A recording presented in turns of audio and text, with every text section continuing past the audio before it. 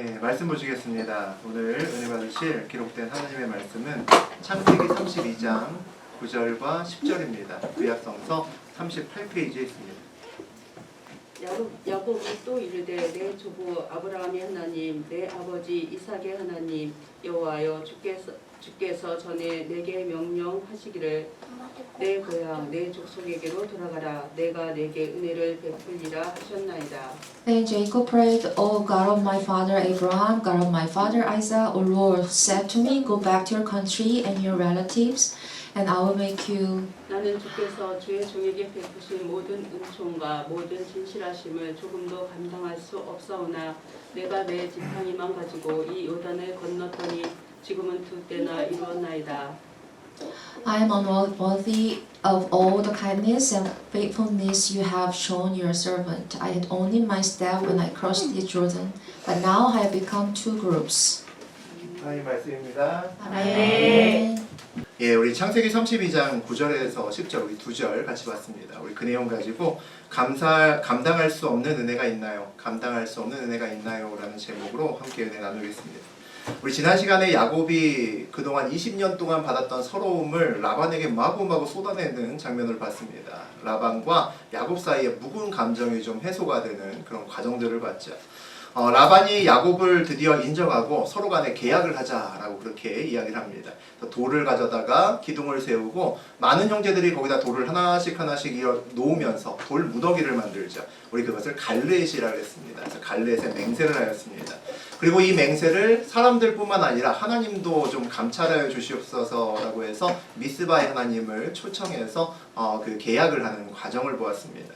이제 모든 계약이 다 끝나고 라반은 고향으로 돌아가고 이제 야곱은 그의 이제 가던 길 마저 가서 고향으로 돌아가는 역시 그런 발걸음을 옮깁니다. 20년 동안 라반에게 야곱이 엄청나게 많이 고생했죠. 엄청나게 많이 고생하고 괴롭힘을 당했습니다.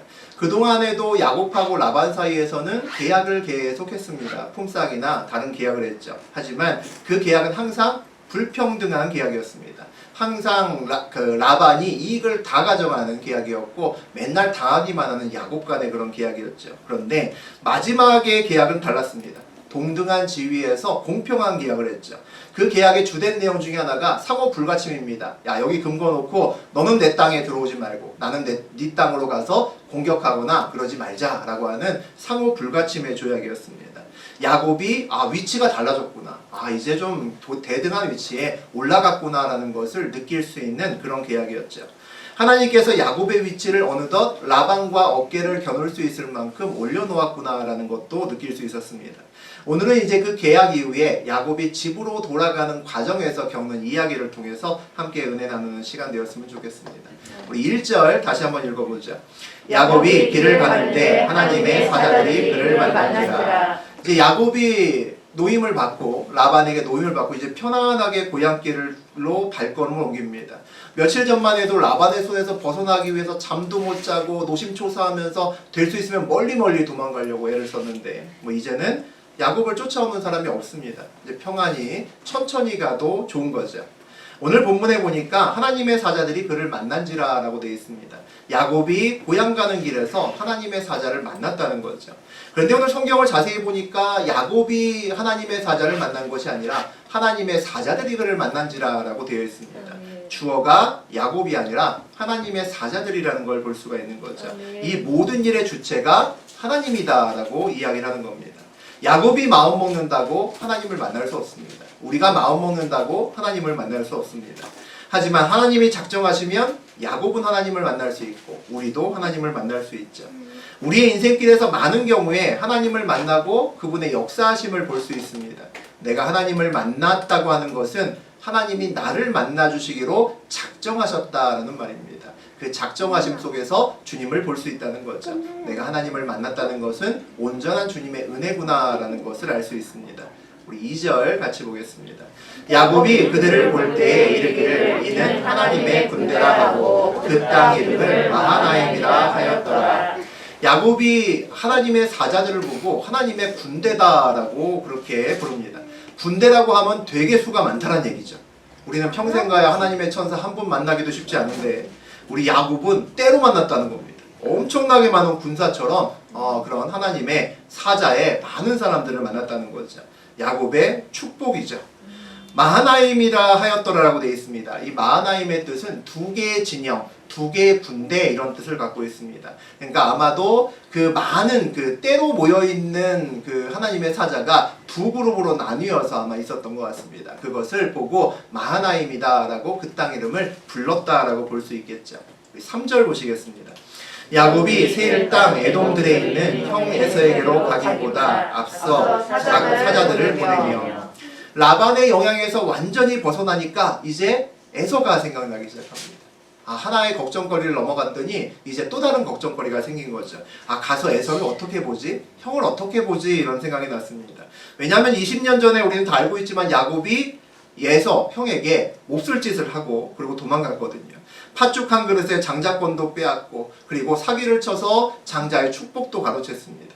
사실 그 일 때문에 20년 동안 고향에도 살지 못하고 먼 바단 아람까지 가서 라반 밑에서 20년 동안 정말 고생을 많이 했습니다. 우리 입장에서 보면 야곱이 죗값을 치렀구나 라고 볼 수 있죠. 그럼에도 야곱이 두려운 이유는 뭘까요? 그 죗값을 에서에게 치른 것이 아니기 때문입니다. 분명히 그 죄에 대한 값을 치루었지만 그것에 피해를 입은 사람에게는 그 죗값에 대한 것을 어느 것도 치르지 않았기 때문이죠. 우리는 어떤 잘못을 하면 대가를 치릅니다. 내가 잘못한 당사자가 아닐지라도 그 죄에 대한 대가는 반드시 내 삶에서 치르게 되어 있습니다. 저는 그것이 공의로우신 하나님의 섭리라고 생각합니다. 하지만 피해자에게, 내가 피해를 준 사람에게 용서받지 않으면 그 죄에 대해서 내가 완전히 노임받기가 어렵습니다.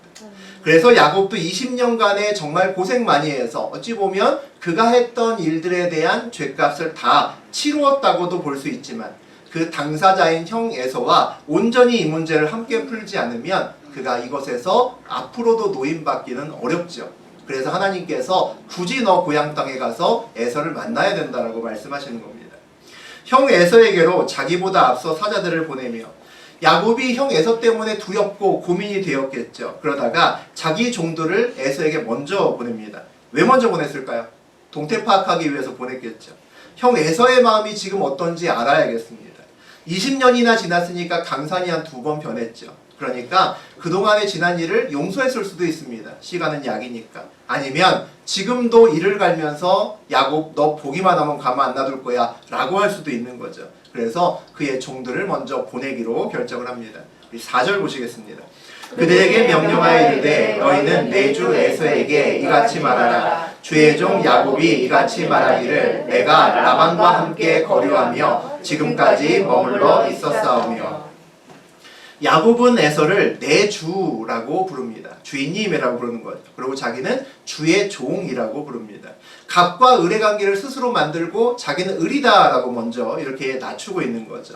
왜 에서는 높이고 자기를 종이라고 부르며 낮출까요?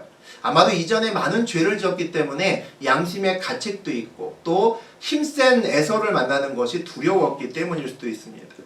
우리는 야곱의 인생길을 보면서 죄를 짓는 인생길이 얼마나 피곤한지를 볼 수 있습니다.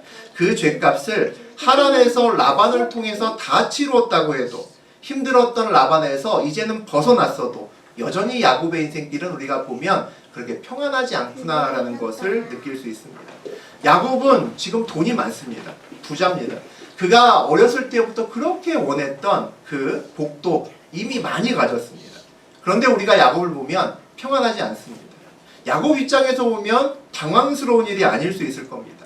내가 원하던 복을 다 잡았는데 근데 평안하지 않다는 거죠. 야곱은 늘 쫓기고 도망다니고 밤에 잠도 자지 못했다라고 지난 시간에 고백하는 그런 장면을 보고 있고 오늘도 역시 그렇게 맘 편하게 잠을 자고 있을 것 같지는 않다는 거죠. 만약에 야곱이 원했던 복이 이것이었다면 수단 방법 가리고 그렇게 복을 잡으려고 애쓸 필요 없지 않았을까라는 생각이 듭니다. 복도 중요하지만 그 복을 얻는 과정이 그와 못지않게 중요하다는 것을 우리가 볼 수 있습니다. 과정이 옳지 않으면 복을 붙잡아도 그 복을 온전히 누릴 수 없기 때문이죠. 내가 저지른 죄가 많으면 그 죄에 대한 대가가 늘 내 인생을 따라옵니다. 그럼 그것을 때문에 내가 나에게 원했던 복이 주어진다 하더라도 그것을 온전히 누릴 수 없기 때문입니다. 우리 5절 같이 보겠습니다. 내게 소와 나귀와 양떼와 노비가 있으므로 사람을 보내어 내 주께 알리고 내 주께 은혜 받기를 원하나이다 하라 하였더니, 야곱은 자기의 소와 나귀와 양떼와 노비가 있는 것을 에서에게 알리고 그리고 자비를 베풀어 달라라는 이야기를 합니다. 아마 자기의 과거를 뉘우치고 이제 자기가 가진 이 것들로 그 죄값을 치르고 싶어 하는 것 같습니다. 대가를 에서에게 지불할 용의가 있다는 거죠. 사실 과거의 야곱의 잘못은 물질 때문에 생긴 겁니다. 그것을 복이라고 생각했고 그 복을 많이 받아서 나도 부자가 되겠다 라는 그 마음 때문에 형을 속이고 아버지도 속이고 했다는 거죠. 이제 그 죄를 자기가 여태까지 모아온 소나 양으로 갚는 것은 어찌 보면 타당한 접근일 수 있습니다. 그런데 이것은 우리가 아는 야곱을 생각을 한다면 놀라운 변화다라고 볼 수 있는 거죠. 야곱은 그동안 복 때문에 복을 더 많이 갖기 위해서 할지 못할 짓 다 해온 사람입니다. 그것이 야곱이라는 거죠. 그런데 그가 오늘 복을 형 에서에게 주겠다라는 이야기를 하고 있는 겁니다. 자기가 가진 소와 양이 복의 전부가 아니구나라는 것을 깨닫기 시작했다는 거죠. 우리 6절 같이 보겠습니다. 사자들이 야곱에게 돌아와 이르되 우리가 주인의 형 에서에게 이른즉 그가 400명을 거느리고 주인을 만나려고 오더이다. 야곱은 그의 종들을 보내면서 노심초사했겠죠. 동태를 파악하러 보냈으니까 형이 도대체 어떻게 생각할까? 형이 나를 용서했을까? 아니면 지금도 화가 났을까? 고민했을 겁니다. 그런데 아마도 그래도 자기가 많은 양과 소를 줄 생각이 있다라고까지 전했으니까 어차피 돈 때문에 관계가 틀어졌으니까 내가 이렇게 돈을 주면 형의 마음이 풀어질 거다라고 내심 기대했을 수도 있을 겁니다. 그런데 돌아온 종들의 대답이 야곱이 원했던 대답이 아니었습니다. 에서가 400명을 거느리고 주인을 만나러 옵니다 라고 얘기를 합니다. 400명의 부하를 데리고 자기한테 오고 있답니다. 얼굴이 하얗게 아마 질렸을 겁니다. 가뜩이나 에서는 싸움도 잘하고 등치도 좋고 맨날 사냥하고 다녔던 그런 형이었습니다. 왜 400명이나 데리고 날 만나러 올까? 그런 생각이 안 들 수가 없죠. 내가 복을, 가로챈 복을 또 다른 복으로 갚는다고 해결되는 것이 아니구나라는 생각이 들었을 겁니다. 에서는 화가 나 있고 그리고 그가 야곱을 해치려고 오는 것이 틀림없다라는 생각을 하지 않을 수가 없겠죠. 몇십 명도 아니고 400명 이끌고 온다는 것은 거의 전쟁하자는 그런 수준입니다. 이제 야곱은 어떻게 해야 될까요? 여러분이 야곱이라면 어떻게 하시겠습니까? 야곱도 그의 종들을 데리고 아니면 재산이 많으니까 용병을 사서 데리고 와서 400명, 500명 이상을 거느린 다음에 한번 붙어보자 라고 준비할 수도 있겠죠. 아니면 형 에서한테는 도저히 싸우면 안 돼 라는 마음이 들었다면 이제라도 늦지 않을 때 얼른 고향 땅이 아니라 딴 데로 도망가자 라고 해서 발길을 돌릴 수도 있을 겁니다. 둘 중에 한 가지는 선택을 해야겠죠. 야곱은 어떻게 했을까요? 우리 7절과 8절 보시겠습니다. 야곱이 심히 두렵고 답답하여 자기와 함께한 동행자와 양과 소와 낙타를 두 대로 나누고 이르되 에서가 와서 한 대를 치면 남은 한 대는 피하리라 하고. 일단 야곱의 심정은 어떻습니까? 두렵고 답답하다라는 심정을 그가 이야기를 합니다. 에서 때문에 잠도 못 자겠고 소화도 안 되고 온몸이 쑤시고 몸살이 날 지경이란 이야기죠. 그리고는 자기의 종들과 양과 소와 낙타를 모두 두 대로 나눕니다. 야곱이 또 이상한 짓을 하고 있는 거죠. 두 대로 나눕니다. 이유를 보니까 에서가 공격하면 자기의 재산 절반을 넘겨주고 그것을 탈취하는 동안 자기는 나머지 반을 챙겨서 도망가겠다라는 그런 의도를 갖고 있다라고 8절에서 이야기를 합니다. 절반을 내줄 각오죠. 우리 무슨 손자병법 보는 것 같습니다. 절반을 내주고 내 몸에 반을 내주고 반만 챙기겠다라고 합니다. 야곱은 머리를 굴려서 또 다른 안전장치를 만들고 있는 것을 우리가 볼 수 있습니다. 우리가 아는 야곱은 머리 굴리는 걸 참 좋아합니다. 어떤 상황이 되든지 간에 그것을 어떻든지 간에 내 머리와 방법으로 풀어내려고 노력을 하죠. 하나님과 관계없이 지나치게 자기 생각대로 머리 굴려서 일을 해서 그래서 문제를 일으키는 사람이 야곱입니다. 그런데 저는 이번에 머리 굴림은 좀 다르다라는 생각이 듭니다. 왜냐하면 그의 재산을 왜 두 대로 나누려는 생각을 했을까? 세 대, 네 대가 아니라 왜 두 대로 나누려는 생각을 했을까? 아마도 며칠 전에 만났던 하나님의 사자들이 두 진영으로 나누어 있었고 특이한 장면을 봤죠. 그것을 보고 마하나임, 두 진영이라고 불렀습니다. 그것 때문에 그 출발점을 두 때로 나누기 시작한 거 아닌가라고 생각합니다. 야곱이 영적으로 예민해졌다는 거죠. 이렇게 생각을 한 이유는 자기의 소와 양을 두 때로 나누는 그 이상한 행동 앞에 성경에서 마하나임이라는 두 진영에 대한 이야기를 다루고 있고, 그리고 이 두 때로 나눈 이상한 행동 다음에는 하나님에게 이 문제를 아뢰면서 기도하는 야곱의 절실한 모습이 있기 때문입니다. 무언가 영적인 느낌이 들었다는 거죠. 이전에는 자기 머릿속에서 생각하는 것이 다였습니다. 기도하지 않았습니다. 야곱은 기도하지 않습니다. 이제는 영적인 시각에서 문제에 대한 해답을 찾으려고 애를 쓰고 있구나라는 생각이 든다는 거죠. 물론 지금 야곱의 생각은 하나님의 원하는 답이 아닙니다. 두 때로 나누는 것은 또 피할 공이 생각하는 거죠. 도망갈 공이 생각하는 겁니다. 하나님은 야곱과 만나라고 했지, 야곱 보고 에서를 만나라고 했지 도망가라고 하지 않았습니다. 하지만 하나님의 정답이 아닐지라도 이렇게 고민하고 하나님의 시각으로 바라보려고 영적으로 민감하게 생각하면서 애쓰는 것은 굉장히 중요합니다. 우리에게도 이런 노력이 필요하고 아주 중요합니다.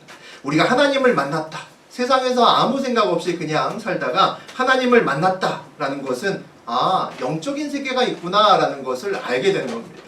내가 눈에 보는 이 물질 세계가 다가 아니다라는 것을 알게 되는 거죠. 내 눈에 보이지 않는 또 다른 세계가 있구나라는 것을 알게 되었다는 겁니다. 우리도 하나님을 몰랐을 때 이 세상에서 어떻게 하면 조금 더 잘 살고 어떻게 하면 조금 더 좋은 차 타고 이것이 내 인생의 목적에 답니다.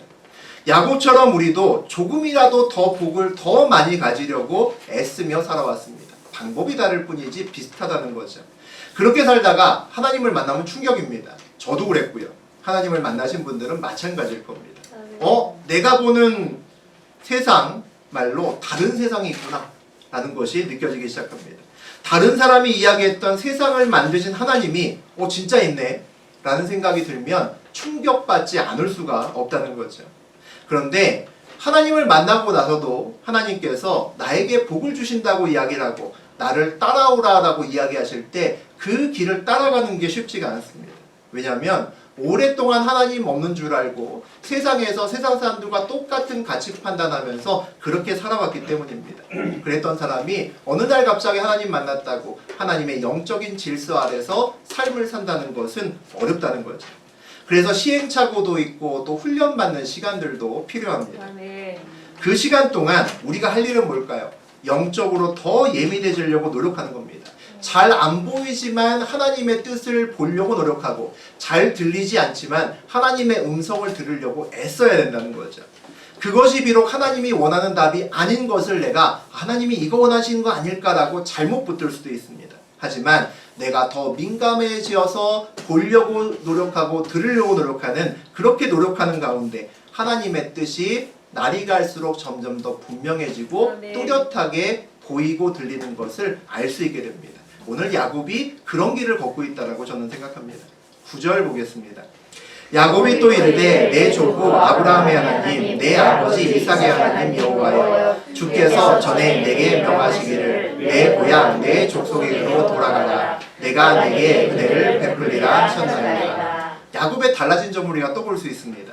자기가 생각하고 결단한 다음에 그냥 하는 것이 아니라 자기의 이 위기 상황에 하나님을 개입시키기 시작합니다. 하나님 이 상황을 좀 봐주십시오라고 이야기를 하기 시작한다는 거죠. 주께서 전에 내게 명하시기를 내 고향 내 족속에게 돌아가라 라고 되어 있습니다. 지금 에서에게로 돌아가는 힘든 발걸음, 이 힘든 길이 내가 원했던 길이 아니라 하나님이 가라고 하셔서 가는 길입니다 라고 얘기하는 겁니다. 내가 내게 은혜를 베풀리라 하셨나이다. 하나님이 하나님의 뜻대로 걸으면 그 길을 잘 걸을 수 있도록 하나님께서 도와주시겠다고 약속하셨습니다 라고 이야기합니다. 하나님과 야곱 간의 약속을 다시 한번 하나님께 상기시키는 거죠. 하나님의 길을 걷는 자의 기도는 강합니다. 기도에 명분이 있기 때문입니다. 내가 원하는 것이 아니라 주님이 원하시는 길을 제가 갑니다. 그러니까 도와주셔야 되지 않겠습니까? 그렇게 약속하시지 않았습니까? 라고 그런 기도를 할 수 있다는 거죠. 하나님 저에게 은혜를 내려주십시오. 그렇게 기도할 수 있기 때문에 주의 뜻대로 가는 길은 마음이 평안합니다. 어려운 일을 만나도 두렵지 않습니다. 아멘. 왜냐하면 주님께서 이 길을 인도하시기 때문에 어려운 일을 만나도 주께서 이 문제를 해결할 것임을 믿기 때문입니다. 오히려 믿음으로 더 나아간다면 하나님께서 이 문제를 어떻게 해결하실까? 기대까지 가능하다는 거죠. 그렇게 바뀔 수 있습니다. 우리 10절 보시겠습니다. 나는 주께서 주의 종에게 베푸신 모든 은총과 모든 진실하심을 조금도 감당할 수 없사오나 내가 내 지팡이만 가지고 이 요단을 건넜더니 지금은 두 때나 이루었나이다. 야곱의 기도가 이어지는데 아주 놀라운 기도를 합니다. 나는 주께서 주의 종에게 베푸신 모든 은총과 모든 진실하심을 조금도 감당할 수 없사오나. 와, 어떻게 야곱이 이렇게 기도를 할 수가 있죠? 놀랍지 않으십니까? 아멘. 야곱은 만족을 모르는 사람입니다. 복이 많으면 많을수록 무조건 좋다라고 생각하는 사람입니다. 돈은 많으면 많을수록 더 좋다라고 생각하는 사람입니다. 형의 장자권을 빼앗고 나서도 만족함을 모릅니다. 장자의 축복까지 기어코 뺏고야 마는 것이 그런 야곱이었습니다. 그런데 오늘 야곱이 하나님께 자기에게 베푼 은혜를 조금도 감당할 수 없습니다라고 그렇게 기도를 합니다. 베푸신 은혜를 감당할 수 없다는 것이 무슨 의미일까요? 충분하다는 겁니다. 아멘. 이미 너무 많이 받았다는 거죠. 아멘. 여러분 이런 기도 하신 적 있습니까? 아멘. 하나님 이 정도면 됐습니다. 아멘. 넘칩니다. 감당하지 못하겠습니다. 하나님 돈 됐습니다. 건강 됐습니다. 넘친다고요. 이런 기도 하신 적 있습니까? 야곱의 재산이 그만큼 많다는 이야기일까요? 두 떼면 이제 충분하다는 이야기일까요? 아니겠죠. 세 떼면 더 좋죠. 네 떼, 다섯 떼가 되면 더 좋은 거 아니겠습니까? 여러분은 돈을 얼마나 벌면 하나님 만족합니다. 이제 됐습니다. 충분합니다. 넘칩니다라고 기도할 수 있을지 모르겠습니다. 어떤 사람은 10억일 수도 있고 어떤 사람은 50억일 수도 있고 어떤 사람은 몇백억은 돼야 그런 말이 나올 수도 있을 것 같습니다. 아마 제 생각에는 여러분 마음속에 드는 돈의 액수가 있을 텐데 그 목표액이 도달되면 아마 새로운 목표가 생길 겁니다. 저는 그렇게 생각합니다. 돈을 목표만큼 번다고 또 기도 제목이 끝날까요? 아니죠. 건강이 돼야 돈을 즐기죠.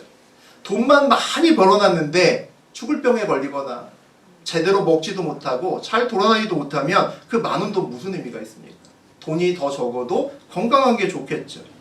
돈 많고 건강하면 되나요? 아니죠. 자식이 괜찮아야죠. 나는 돈 많고 난 건강한데 자식이 아프고 일 안 풀리고 힘들고 고생하면 그 돈 많아서 뭐 하겠습니까? 돈 적고 내가 조금 더 불편해도 자식이 함께 잘 되는 게 좋겠죠. 그것뿐만 아니죠. 남편이나 아내도 잘 돼야 되고 손자도 잘 돼야 되고 손녀도 잘 돼야 되고 건강해야 됩니다. 무슨 얘기입니까? 구해도 기도 제목은 끝이 없이 나옵니다. 그런데 어떻게 충분하다 그러죠? 어떻게 많이 받았다고 기도할 수 있을까요? 그리고 솔직히 우리보다 야곱이 욕심이 더 많아 보이잖아요. 이 욕심 많은 야곱이 어떻게 이런 기도를 할까요? 이 욕심 많은 야곱의 입에서 주신 은혜를 감당할 수 없습니다 라는 고백이 나왔다는 건 정말 놀라운 기도입니다. 아멘. 어떻게 이런 기도가 가능할까? 오늘 본문을 보니까 내가 내 지팡이만 가지고 이 요단을 건넜더니 지금은 두 때나 이루었나이다. 이 기도를 보면 야곱의 지금 마음을 알 수가 있습니다. 가축을 두 떼를 이끌고 고향으로 돌아가는 야곱의 눈에 두 떼 외에 하나가 더 보입니다. 뭐가 보입니까? 내 지팡이가 보입니다. 20년 전에 그의 손에 들려있던 그 지팡이 하나가 보인다는 거죠. 20년 전에 그는 빈손이었다는 겁니다. 두 떼에 집중하는 사람은 감사하기 어렵습니다. 넘칩니다. 충분합니다. 라고 이야기하기 어렵습니다. 그보다는 두 떼가 됐으니 앞으로는 세 떼가 됐으면 좋겠다. 아니 이번에는 다섯 떼쯤 됐으면 좋겠네. 라고 기도하게 되어 있습니다. 그런데 오래전 지팡이를 잡고 있는 빈손을 지금 내가 가지고 있는 두 떼와 함께 볼 수 있는 사람은 감당하지 못할 은혜를 받았습니다. 라고 고백할 수 있습니다. 아멘. 지팡이를 든 빈손을 함께 본다는 것은 무슨 얘기일까요? 내가 하나님 자격이 없습니다. 라고 고백하는 겁니다. 아멘. 감당할 수 없습니다. 충분합니다. 라는 말에 들어있는 또 다른 뜻은 자격이 없습니다. 라는 뜻이라는 거죠. 내가 이런 복을 받을 만한 자격이 없는데 하나님이 주셨습니다. 아멘. 이렇게 생각하는 사람은 전심으로 하나님께 감사할 수 있습니다. 아멘. 우리 한 달쯤 전에 수요일에 사무엘상을 나누면서 보이는 감사에 대한 이야기를 한 적이 있습니다. 수요 예배 때 함께 들으신 분 아마 기억나실 겁니다. 우리는 누구에게 남에게 무엇을 받으면 감사합니다. 그런데 무엇인가를 준 사람, 거꾸로 받은 사람 말고 준 사람 입장에서 보면 어떤 사람의 감사는 기억에 남고 다른 사람의 감사는 기억에 남지 않습니다. 은혜를 베푼 사람에게 기억되는 감사를 저는 보이는 감사라고 생각합니다. 주고받은 것이 돈이든 선물이든 모두 눈에 보입니다. 그런데 많은 사람들은 감사는 눈에 보이지 않는다고 생각합니다. 그래서 감사하는데 생각보다 소홀합니다. 그냥 입으로 감사하다고 하고 내가 좀 많은 걸 받았다라는 생각이 들면 내가 다음에 여유가 생기면 갚아야지 라고 혼자 생각하고 넘어갑니다. 그런데 감사는 보입니다. 아멘. 보이지 않는 것이 아니라 감사는 눈에 보입니다. 아멘. 보통 보이는 감사를 하지 않는다는 거죠. 다윗이 요나단에게 감사하기 위해서 누구나 자기의 목숨을 노리고 있는 그 상황에서 허허벌판에서 일어나서 절을 하면서 감사합니다. 절하다가 활에 맞아 죽을 수도 있습니다. 그런데 일어나서 절을 하면서 요나단에게 감사합니다. 다른 사람이 볼 때는 미쳤어 라고 볼 수 있는 거죠. 아니 지금이 어떤 상황인데 일어나서 절을 해. 그냥 나중에 마음속으로 감사하면 되지. 나중에 보답하면 되잖아. 그 상황이었습니다. 그런데 다윗은 일어나서 절을 합니다. 그 감사가 요나단의 마음에 남지 않으면 이상한 거죠. 그 감사는 요나단의 눈에 보였을 겁니다. 아멘. 오늘 야곱은 하나님의 은혜 앞에서 20년 전에 빈손을 떠올리면서 이미 하나님께서 넘치도록 주셨습니다. 충분합니다. 나는 자격 없습니다. 라고 하나님께 고백합니다. 하나님의 마음에 남지 않으면 이상한 감사라고 생각합니다. 하나님의 눈에 보이는 감사를 오늘 야곱이 드렸다고 저는 생각합니다. 11절 같이 보시겠습니다. 내가 주께 간구하오니 내 형의 손에서 에서의 손에서 나를 건져내시옵소서. 내가 그를 두려워하면 그가 와서 나와 내 자들을 칠까 겁이 나기 때문이다. 야곱은 오늘 고향길로 가는 것이 두렵다고 고백합니다. 형 에서가 와서 자기 가족을 해칠까봐 두렵다고 얘기를 하고 하나님 제발 건져주세요 라고 기도합니다. 12절 보죠. 주께서 말씀하시기를 내가 반드시 내게 은혜를 베풀어 내 시로 바다에 셀 수 없는 모래와 같이 많게 하리라 하셨나이다. 야곱은 하나님이 약속하신 것을 기억하고 있습니다. 20년 전에 형 에서에게 죄를 짓고 고향을 떠나서 하란 땅으로 올 때 외삼촌 라반에게로 갈 때 그 가는 과정에서도 하나님께서 만나 주셨습니다. 그리고 이 12절에서와 같은 저와 같은 말씀을 하셨습니다. 약속을 하셨다는 거죠. 하나님께서 자손에 대한 씨의 축복을 하셨습니다. 그리고 그곳에서 제단도 쌓았던 거죠. 오늘 야곱이 그 약속에 20년 전의 약속 또 그 위에도 약속을 받았지만 그 약속의 근거에서 기도를 합니다. 주께서 은혜를 베풀어 셀 수 없이 많은 후손을 주시겠다고 저에게 약속하시지 않으셨습니까? 그러니까 지금 나의 씨들, 나의 자녀들, 형 에서로부터 지켜주시옵소서 라고 기도하고 있는 겁니다. 하나님의 약속에 근거한 기도는 힘이 있다는 거죠. 아멘. 오늘 야곱은 우리가 아는 야곱답지 않은 기도를 참 많이 하고 있습니다. 그렇게 바뀌지 않을 것 같은 야곱이 삶의 자리에서 하나님을 만나고 하나님을 체험하고 나서 계속해서 조금씩 바뀌어가는 야곱의 모습을 몇 시간 전부터 여러분과 함께 나누고 있습니다. 고향으로 가라 라고 하는 쉽지 않은 명령에도 군소리 안 하고 순종하더니 급기야 오늘은 감당하지 못할 하나님의 은혜를 고백하면서 그렇게 보이는 감사를 하나님께 드리는 야곱을 볼 수 있습니다. 자신이 하나님의 복을 받을 자격이 없습니다 라고 고백하고 있죠. 또 그렇게 복을 좋아하는 야곱이 그 복을 자기의 양과 소를 형 에서에게 줄 수 있다라고 하는 것을만 보아도 야곱이 얼마나 바뀌었나라는 것을 우리가 알 수 있습니다. 아멘. 야곱이 이렇게 바뀐 본질적인 이유가 뭘까요? 여러분 뭐라고 생각하십니까? 야곱이 자기의 욕심을 채울 만큼 충분히 많은 양과 소를 가졌기 때문은 분명히 아닙니다. 두 떼의 가축에 만족할 야곱이 아니기 때문이죠. 욕심 많은 야곱이 하나님 충분합니다. 넘칩니다. 라고 기도했다는 것은 무슨 얘기일까요? 그의 마음에 양의 소의 두 떼로 다 채우지 못하는 그의 마음에 하나님으로 채워지기 시작했다는 겁니다. 이제 야곱이 드디어 그의 마음에 하나님을 가지기 시작했다는 거죠. 마음에 하나님을 품은 사람만 만족합니다. 넘칩니다. 하나님의 복을 제가 감당할 수 없습니다. 그런 기도를 할 수 있습니다. 하나님을 가졌다는 것은 모든 것을 다 가졌다는 것이기 때문입니다. 오늘은 부활절입니다. 주님의 부활하심을 기념하는 날이죠. 기독교의 모든 절기 중에 가장 중요한 절기 하나만 꼽으라 그러면 부활절을 꼽습니다. 예수님의 부활이 있었기에 기독교가 오늘날처럼 이렇게 되었고 이렇게 강하게 전 세계로 전파될 수 있었습니다. 예수님께서 십자가에서 돌아가실 때 도망하고 배신하고 했던 그 많은 제자들이 나중에 목숨을 걸고 주님의 복음을 증거하는 사람으로 바뀝니다. 그 전환점이 부활하신 예수님을 만나는 그때부터 바뀌기 시작했습니다. 예수님은 살아계실 때도 내가 그리스도고 길이요 진리요 생명이다 라고 말씀하셨습니다. 예수님이 살아계실 때 제자들은 그 이야기를 듣고서도 믿었다라고 얘기는 했지만 그 이야기에 목숨을 걸 만큼은 아니었습니다. 그래서 모두 다 도망갔던 거죠. 그런데 제자들이 그들의 삶의 자리에서 부활하신 예수님을 만났을 때 그 이전에 들었던 그 많은 말씀이 살아있는 진리의 말씀이구나 라는 것을 깨달았습니다. 그리고 그 생명을 걸고 복음을 전하게 바뀌었다는 거죠. 우리에게도 부활하신 그리스도를 만났다는 것은 굉장히 큰 의미를 갖고 있습니다. 여러분에게 어떤 의미를 가지시는지 모르겠습니다. 부활하신 그리스도를 만났다는 것은 예수님에 대한 막연한 추상적인 믿음이 삶의 자리에서 구체적인 믿음으로 바뀌었다는 겁니다.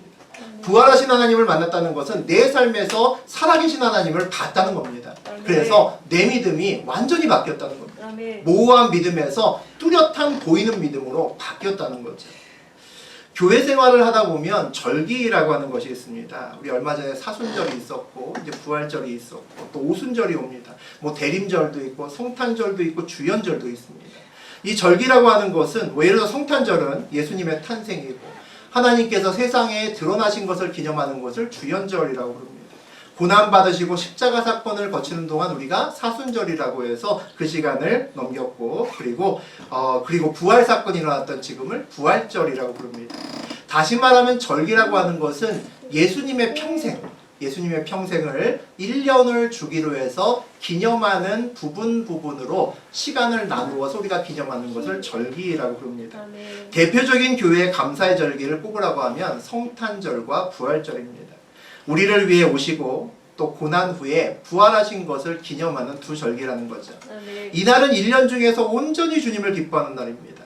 하나님께 특별한 보이는 감사를 하는 날입니다. 교회에서 달걀 바구니를 만들고 전도하고 지금 코로나19 때문에 못하고 있지만 작년에 했었죠. 우리가 작년에 계란을 여러 판 갖고 가서 600개 나눠 갖고 가서 시장에서 나눠주면서 예수님 부활하셨습니다 라고 외쳤습니다. 예수님을 모르는 사람한테 이야기를 했죠. 그 사람이 꼭 그 말을 듣고 믿을 거야 라는 것도 마음속에 있지만 더 큰 것은 무엇이냐면 너무 기뻐서 이 부활절이 너무 기뻐서 이렇게 외치고 나누지 않으면 견딜 수가 없기 때문에 그것을 돌리고 감사할 수 있어야 된다는 겁니다. 우리가 보통 살면서 하나님이 도와주셔서 때로는 사업이 잘 되기도 합니다. 돈을 많이 벌기도 하고 때로는 어려운 시험에서 합격되기도 합니다.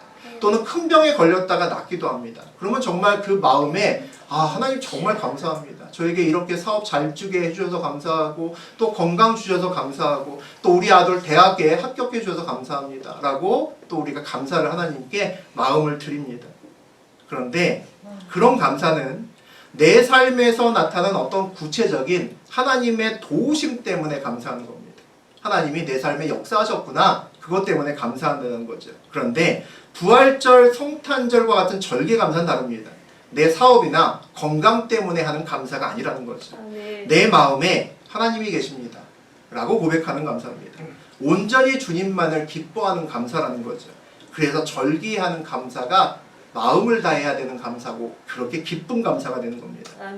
연애할 때 사랑하는 사람이 태어난 생일이나 그 사람과 만난 날들을 기념하면서 그 연인들에게 소중한 감사의 이유가 됩니다.